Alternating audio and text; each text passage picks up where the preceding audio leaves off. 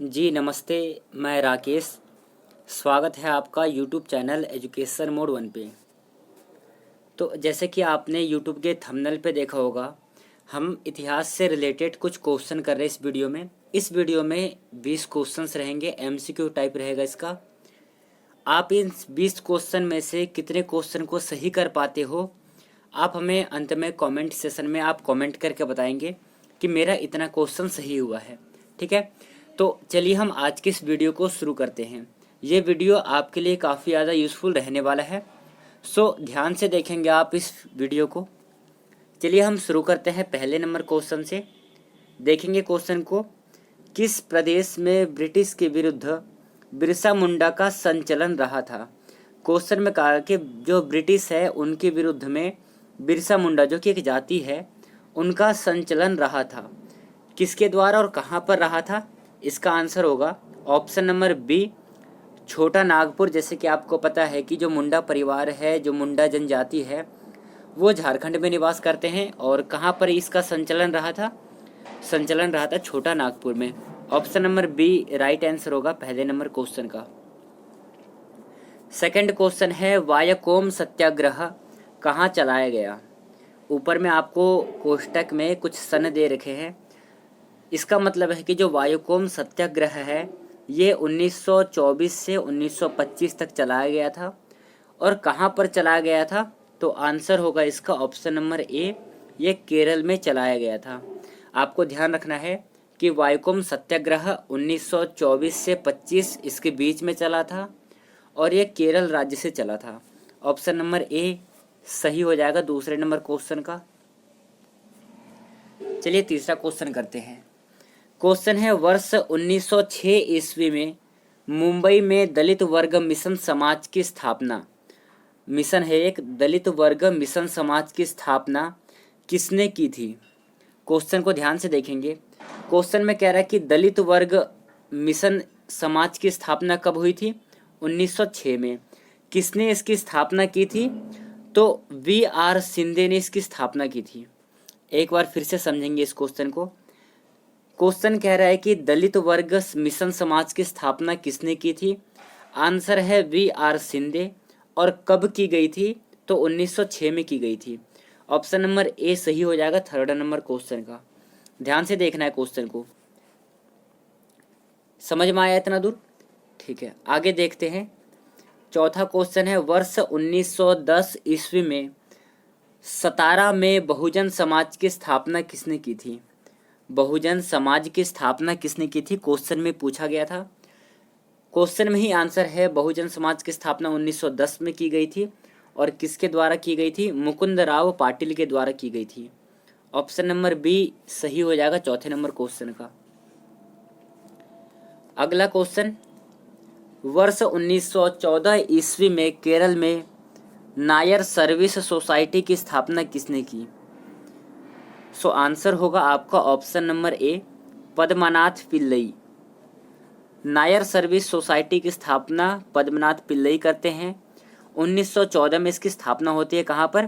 केरल में। तो ये चीज़ आपको ध्यान में रखना है।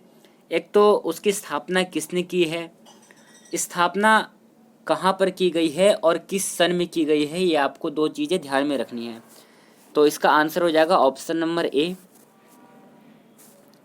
ध्यान से देखना, इंपॉर्टेंट क्वेश्चन है। क्वेश्चन है, अखिल भारतीय व्यापार संघ कांग्रेस का प्रथम अध्यक्ष कौन था। अखिल भारतीय व्यापार संघ कांग्रेस का प्रथम अध्यक्ष कौन था? पहला अध्यक्ष बताना है आपको। आंसर होगा option number D, Lala Lajpat Rai. सही आंसर हो जाएंगे इसके। अखिल भारतीय व्यापार संघ के प्रथम अध्यक्ष कौन थे? Lala Lajpat Rai. Option number D सही आंसर हो जाएगा छठे नंबर क्वेश्चन का। ठीक है, अगला क्वेश्चन करते हैं। 1899 से 1900 के मुंडा क्रांति का नेता कौन था। आपसे पूछा गया था कि 1899 से 1900 तक मुंडा क्रांति का नेता कौन था। आंसर है ऑप्शन नंबर सी, बिरसा मुंडा। सही आंसर हो जाएंगे इसके। मुंडा क्रांति का नेता कौन था? बिरसा मुंडा। कब? 1899 से 1900 तक। चलिए अगला क्वेश्चन करेंगे। अगला है 1855 में संथालों ने किस कमांडर को हराया था? ऐसा कौन सा अंग्रेज कमांडर था जिसको संथाल लोगों ने 1855 ईस्वी में हराया था? तो आंसर होगा इसका ऑप्शन नंबर सी, मेजर बरो को उन्होंने 1855 में हराया था। ऑप्शन नंबर सी सही आंसर हो जाएगा 8वें नंबर क्वेश्चन का। चलिए अगला क्वेश्चन है, मुंडाओं ने विद्रोह खड़ा किया था? किस वर्ष में मुंडाओं ने विद्रोह खड़ा किया था? आंसर है इसका ऑप्शन नंबर डी, 1895 ईस्वी में जाकर के मुंडा ने विद्रोह खड़ा किया था। अगला क्वेश्चन, ठीक है, बालदोली सत्याग्रह का नेतृत्व किसने किया था? क्वेश्चन समझ में आ रहा है? क्वेश्चन में कहा है कि बारदोली सत्याग्रह का नेतृत्व किसने किया था? सरदार वल्लभ भाई पटेल आंसर हो जाएंगे। सरदार वल्लभ भाई पटेल बारदोली सत्याग्रह का नेतृत्व किया था, ये आपको ध्यान में रखना है। चलिए 11वां क्वेश्चन देखते हैं, ध्यान से देखेंगे क्वेश्चन को। क्वेश्चन है, किस वायसराय के शासनकाल में पहला फैक्ट्री अधिनियम पारित किया गया? पहला फैक्ट्री अधिनियम किस वायसराय के शासनकाल में पारित किया गया? आंसर है आपका option number C, Lord Ripon के शासनकाल में पहला फैक्ट्री अधिनियम पारित किया गया। Option number C correct answer हो जाएगा 11वें नंबर क्वेश्चन का। तो चलिए अगला क्वेश्चन देखते हैं, किसके द्वारा मंदिरों में प्रवेश के अधिकार की मांग की प्रस्तुति के कारण 1899 में तिरुनेवल्ली में भयंकर दंगे हुए थे? तो क्या हो जाएगा आपका आंसर? नीचे दिए गए 4 ऑप्शंस है, इन चारों में से इस प्रश्न का सही आंसर क्या हो जाएगा? आंसर है ऑप्शन नंबर बी, नाडार इसके सही आंसर हो जाएंगे। नाडार के द्वारा मंदिर में प्रवेश के अधिकार की मांग की प्रस्तुति के कारण 1899 में भयंकर आंदोलन हुए थे। ऑप्शन नंबर बी सही आंसर हो जाएगा 12वें नंबर क्वेश्चन का। अगला है, गांधी का चंपारण सत्याग्रह किससे जुड़ा है? चंपारण सत्याग्रह किससे जुड़ा हुआ था? आंसर है इसका ऑप्शन नंबर हो जाएगा बी, तिनकाठिया से जुड़ा हुआ था। ऑप्शन नंबर बी सही आंसर हो जाएगा 13वें नंबर क्वेश्चन का। नेक्स्ट क्वेश्चन है, मोपला आंदोलन कहाँ पर हुआ था? एक बार ध्यान से देखेंगे क्वेश्चन को। मोपला आंदोलन कब हुआ था यदि आपसे पूछ लिया जाए तो 1921 में मोपला आंदोलन हुआ था। अब क्वेश्चन क्या कहना चाह रहा है कि मोपला आंदोलन कहाँ पर हुआ था? तो मालाबार में मोपला आंदोलन हुआ था। Option number B correct answer है। कब हुआ था? 1921 ईस्वी में हुआ था। ये भी आपको ध्यान में रखना है थोड़ा सा। चलिए ये इस क्वेश्चन को आप स्टार्क लगा लेंगे क्योंकि ये बहुत ज़्यादा इंपॉर्टेंट क्वेश्चन है, कई एग्जाम में रिपीट हुआ है क्वेश्चन को, इसलिए मैं इस क्वेश्चन को करा रहा हूँ। क्वेश्चन है, गुलामगिरी का लेखक कौन था? तो क्या हो जाएगा इसका आंसर? आंसर है इसका ऑप्शन नंबर बी, गुलामगिरी के जो लेखक है ज्योतिबा फुले हैं। इसको ज्योतिराव फुले के नाम से भी जानते हैं। ये फुले परिवार से बिलोंग करते थे। यदि आपसे पूछ लिया जाए कि गुलामगिरी जो है किससे इंस्पायर होकर के लिखा गया है, तो ये अमेरिकन सिविल वॉर से इंस्पायर इससे लिखा गया है। और इसके लेखक कौन है? Jyotiba Phule. Option number B सही आंसर हो जाएगा इस क्वेश्चन का।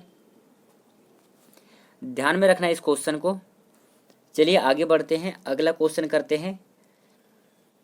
अस्पृश्यता अपराध अधिनियम कब पारित हुआ? क्या हो जाएगा इस क्वेश्चन का सही आंसर? अस्पृश्यता अपराध अधिनियम कब पारित किया गया था? आंसर है ऑप्शन नंबर सी, 1955 ईस्वी में जाकर के अपराध अधिनियम पारित किया गया था। अस्पृश्यता अपराध अधिनियम 1955 ईस्वी में पारित किया गया। ऑप्शन नंबर सी सही आंसर होगा। नेक्स्ट क्वेश्चन, आधुनिक युग का मनु किसे कहा जाता है? जी हाँ, आधुनिक युग का मनु किसे कहा जाता है? आंसर होगा आपका option number B, doctor Bhimrao Ambedkar को आधुनिक युग का मनु कहा जाता है। 18वां क्वेश्चन देखेंगे। अगला है, अंग्रेजी शासन का प्रभाव किस क्षेत्र में अधिक पड़ा था? तो इसका आंसर हो जाएगा आपका ऑप्शन नंबर जाकर के ए सही हो जाएगा, सबसे ज़्यादा जो प्रभाव है वो आर्थिक क्षेत्र में पड़ा था। अंग्रेजी शासन का सबसे ज़्यादा प्रभाव कहाँ पर पड़ा था? आर्थिक क्षेत्र में पड़ा था। ऑप्शन नंबर ए सही आंसर होगा। चलिए अगला क्वेश्चन करते हैं। भारत में अंग्रेजों की लूट किस महत्वपूर्ण घटना के बाद शुरू हुई थी? ऐसे कौन सी घटना है जब अंग्रेजों की लूटपाट को अधिक बढ़ावा दिया था? ऑप्शन में दे रखा है पलासी के युद्ध के पश्चात, बक्सर के युद्ध के पश्चात, कंपनी को व्यापार करने की अनुमति मिलने के पश्चात, या फिर 1813 के चार्टर एक्ट के पश्चात। तो आपके हिसाब से क्या होगा इसका सही आंसर 19वें नंबर क्वेश्चन का? इसका आंसर होगा ऑप्शन नंबर ए, पलासी के युद्ध के बाद अंग्रेजों ने बहुत ही ज़्यादा लूटपाट मचाया था।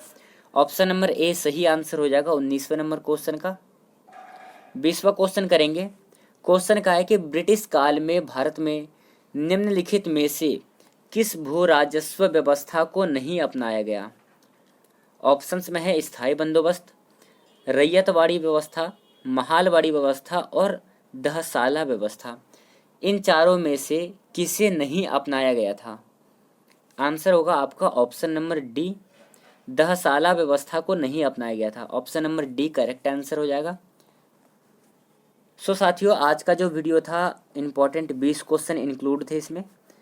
इस 20 क्वेश्चन में से आपने कितने क्वेश्चन को सही किया? जैसे कि मैंने आपको वीडियो के शुरू में ही कहा था कि आप कितने क्वेश्चन को सही करते हो, आप इसका जवाब हमें कमेंट सेशन में अंत में देंगे।